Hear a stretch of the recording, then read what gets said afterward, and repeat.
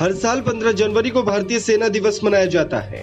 सेना दिवस के अवसर पर पूरा देश थल सेना के अदम्य साहस, जाबाज सैनिकों की वीरता, शौर्य और उसकी शहादत को याद करता है। इस विशेष अवसर पर जवानों के दस्ते और अलग अलग रेजिमेंट की परेड के अलावा झांकियां भी निकाली जाती है और उन सभी बहादुर सेनानियों को सलामी दी जाती है जिन्होंने देश और लोगों की सलामती के लिए अपना जीवन न्यौछावर कर दिया।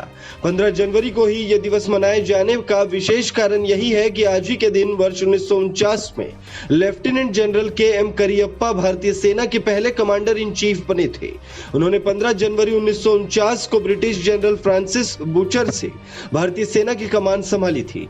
जनरल फ्रांसिस बूचर भारत के आखिरी ब्रिटिश कमांडर इन चीफ थे।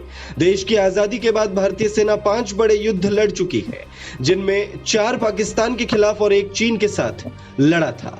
इसमें भारतीय सेना एकमात्र युद्ध हारी है, जबकि 4 युद्धों में उसे जीत हासिल की है, जिसमें 1971 का युद्ध भी शामिल है।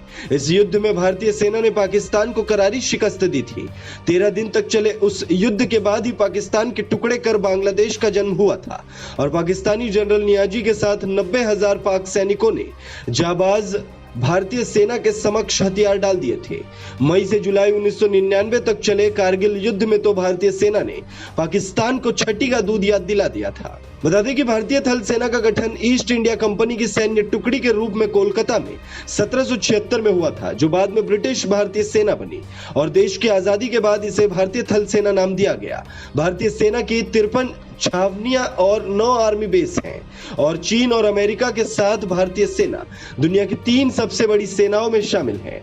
दुनिया की कुछ एक ऐसी सेनाओं में से एक है जिसने कभी भी अपनी ओर से युद्ध की शुरुआत नहीं की। रक्षा विशेषज्ञों का मानना है कि भारतीय थल सेना हर परिस्थिति में चीनी सेना से बेहतर और अनुभवी है, जिसके पास युद्ध का बड़ा अनुभव है, जो कि विश्व में शायद ही किसी अन्य देश के पास हो।